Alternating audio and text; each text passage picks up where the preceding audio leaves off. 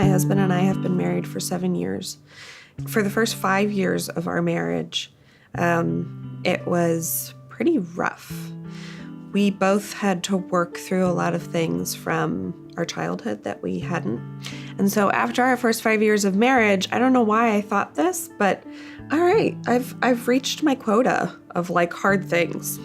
And so God's not going to throw anything else at us. And 2 years ago, we lost a child. It was a miscarriage. That completely shattered me. And so I was really, really angry. And because we had been through so much, and because I now had experienced pain in a whole different way, I just really limited my engagement with people. I would just kind of be like, okay, God, where's your grace? Where's your mercy? I'm waiting. In June or May, we found out we were moving. My husband was super excited. I mean, he was doing really well at work and he was getting a promotion, and this was a really amazing opportunity for our family. And so I tried to be really supportive. I needed to spend some time with God. When we moved, I commuted back and forth. And so my drive would take about 2 hours both ways. And so I used those 2 hours to mostly yell at him and to cry.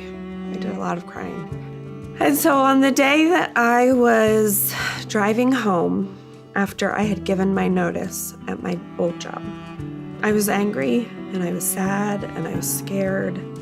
And I said to God, you're putting me in a position where I need to build relationships, and I don't even know anyone in Lancaster. And I really was screaming in my car saying, God, you need to do something. Where are you? And so I got home, and my 6-year-old was hungry, and it was late, and I didn't know what we were doing for dinner. The eternal struggle of what's for dinner. And someone rang my doorbell. And I opened the door, and this woman is standing there. And she looks at me and says, "Hi, Amy." She had a plate of brownies in her hand. And she said, "I'm from LCBC, and we noticed that you've been coming to church here. And so we just wanted to say welcome. And here's some brownies." And so I looked at her and said, "Why? I'm sorry. It's been a really long day. Why are you here?" "I'm here to tell you that you have a friend in Lancaster." And I started crying.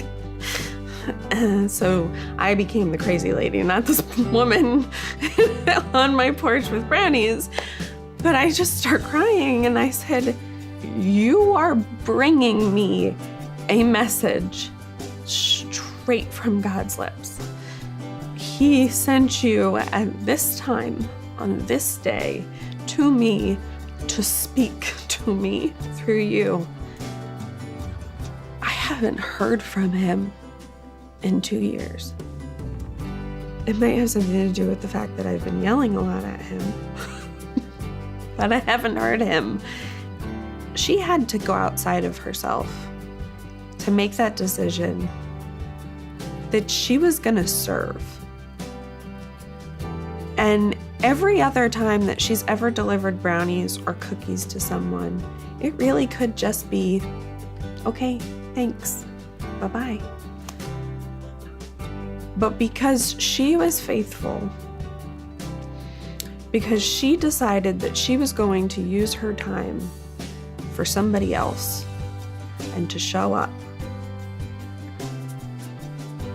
those brownies pulled me out of a pit.